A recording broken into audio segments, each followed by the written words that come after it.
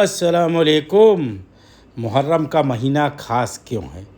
محرم اسلامی سال کا پہلا مہینہ ہے اور یہ ان 4 مہینوں میں سے ایک ہے جنہیں اللہ تعالیٰ نے خاص عزت اور حرمت عطا فرمائی ہے۔ اللہ تعالیٰ فرماتا ہے، بے شک اللہ کے یہاں مہینوں کی گنتی 12 ہے، ان میں سے 4 حرمت والے مہینے ہیں۔ سبحان اللہ۔ محرم کا مہینہ عبادت، توبہ اور نیک عملوں میں بڑھنے کا مہینہ ہے۔ حضرت محمد صلی اللہ تعالیٰ علیہ وسلم نے فرمایا، رمضان کے بعد سب سے افضل روزے اللہ کے مہینے یعنی محرم کے روزے ہیں۔ سبحان اللہ۔ اسی وجہ سے محرم میں نفلی روزوں کا خاص اہتمام کرنا چاہیے۔ خاص طور پر عاشورہ کا دن یعنی 10 محرم بہت فضیلت والا دن ہے۔ اس دن روزہ رکھنے کے بارے میں حضرت محمد صلی اللہ تعالیٰ علیہ وسلم نے فرمایا، مجھے امید ہے کہ عاشورہ کا روزہ پچھلے 1 سال کے گناہوں کا کفارہ بن جائے گا۔ محرم کی حرمت کا خیال رکھیں، نفلی روزوں کا اہتمام کریں، توبہ استغفار کریں اور نیک عملوں میں بڑھ جائیں۔ محرم اللہ کا مبارک مہینہ ہے جو مومن کو اپنے رب کے قریب ہونے کا موقع دیتا ہے۔ سبحان اللہ۔ اے اللہ، ہمیں محرم کی برکتوں سے بھرپور حصہ عطا فرما، ہمارے گناہوں کو معاف فرما اور ہمیں نیک عملوں کی توفیق عطا فرما۔ سبحان اللہ۔ عاشورہ کا روزہ کیوں رکھا جاتا ہے؟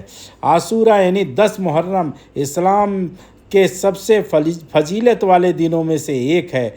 جب حضرت محمد صلی اللہ علیہ وسلم مدینہ شریف تشریف لائے تو آپ نے یہودیوں کو عاشورہ کا روزہ رکھتے ہوئے دیکھا۔ آپ صلی اللہ علیہ وسلم نے پوچھا، یہ کون سا دن ہے؟ انہوں نے کہا، یہ بہت بڑا دن ہے۔ اس دن اللہ تعالیٰ نے حضرت موسیٰ علیہ السلام اور ان کی قوم کو نجات دی تھی اور فرعون کو غرق کر دیا تھا۔ تب حضرت محمد صلی اللہ علیہ وسلم نے فرمایا، حضرت موسیٰ علیہ السلام کے ساتھ ہمارا رشتہ تم سے زیادہ ہے۔ پھر آپ صلی اللہ علیہ وسلم نے خود بھی روزہ رکھا اور صحابہ اکرام رضی اللہ تعالیٰ عنہم کو بھی روزہ رکھنے کا حکم دیا۔ سبحان اللہ۔ حضرت محمد صلی اللہ علیہ وسلم نے فرمایا، مجھے امید ہے کہ عاشورہ کا روزہ پچھلے 1 سال کے گناہوں کو کفارہ بن جائے گا۔ سبحان اللہ۔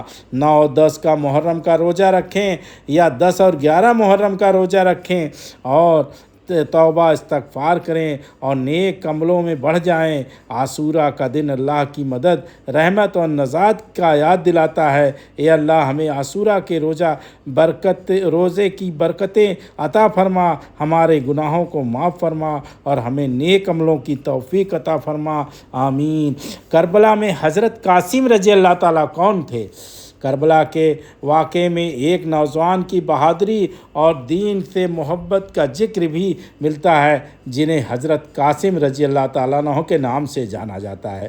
حضرت قاسم رضی اللہ تعالیٰ عنہ حضرت حسن رضی اللہ عنہ کے بیٹے اور حضرت حسین رضی اللہ تعالیٰ عنہ کے بھتیجے تھے۔ کربلا کے دن آپ کی عمر کم تھی لیکن آپ کے دل میں ایمان اور ہمت اور دین سے محبت بھرپور تھی۔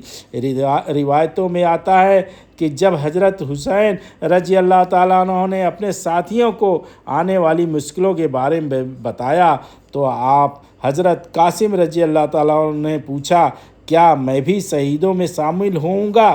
جب انہیں امید دلائی گئی تو انہوں نے فرمایا، موت مجھے شہد سے بھی زیادہ میٹھی لگتی ہے۔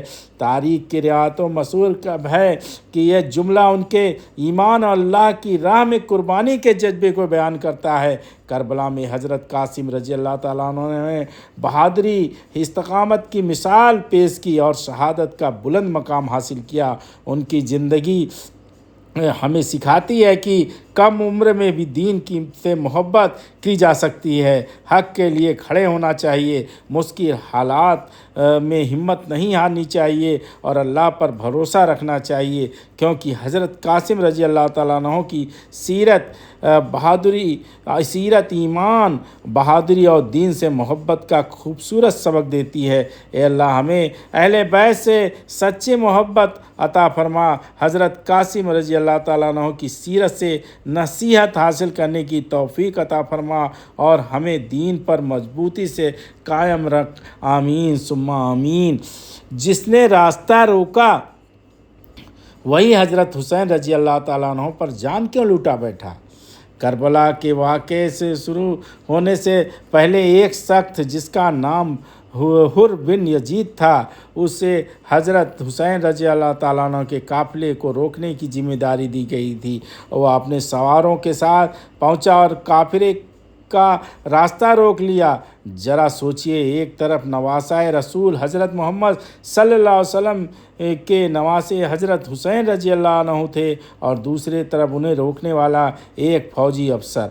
मगर फिर भी कुछ ऐसा हुआ जिससे ने हुर की ज़िंदगी बदल दी। तेज़ गर्मी थी, रेगिस्तान का सफ़र था। हुर की फ़ौज और उनके घोड़े प्यास से बेहाल थे। पानी लगभग ख़त्म हो चुका था। ऐसे वक्त में हज़रत हुसैन रजी अल्लाह ताला अन्हु ने क्या किया? क्या उन्होंने कहा कि हमारे दुश्मन हैं, इन्हें पानी मत दो? नहीं, आपने अपने साथियों को फरमाया, हाँ, इन लोगों को पानी पिलाओ। फिर पूरी फ़ौज को पानी पिलाया गया। इतना ही नहीं, उनके घोड़े को भी पानी पिलाया गया। और यह सब देख रहा था। जिस शख्स का रास्ता वो रोक रहा था, वही उसकी फ़ौज की प्यास बुझा रहा है। दिन गुजरते गए, फिर 10 मुहर्रम की सुबह आ गई। हुर बेचैन था। उसका दिल उसे बार बार झकझोर रहा था। किसी ने पूछा, तुम्हें इतना परेशान क्यों हो? तो हुर ने जवाब दिया, मैं अपने आप को जन्नत और जहन्नम के बीच खड़ा देख रहा हूँ। फिर अचानक उसने अपना घोड़ा मोड़ा और सीधा हज़रत हुसैन रजी अल्लाह ताला अन्हु के पहुँच गया। उसकी आंखों में आंसू थे। उसने कहा, क्या मेरी तौबा कबूल हो सकती है? तो हज़रत हुसैन रजी अल्लाह ताला ने फरमाया, हाँ, अल्लाह तुम्हारी तौबा कबूल करेगा। सुभान अल्लाह। जिस आदमी ने पहले रास्ता रोका, उसी ने आखिर में हक़ का साथ चुन लिया और शहादत का बुलंद मकाम पाया। याद रखिए, कभी कभी एक नेक अखलाक ये काम कर देता है जो लंबी तकरीरें नहीं कर पाती, और कभी कभी एक सच्ची तौबा इंसान की पूरी ज़िंदगी बदल देती है। सुभान अल्लाह। ए अल्लाह, हमें भी हक़ को पहचानने, अपनी गलतियों से सच्ची तौबा करने और हमेशा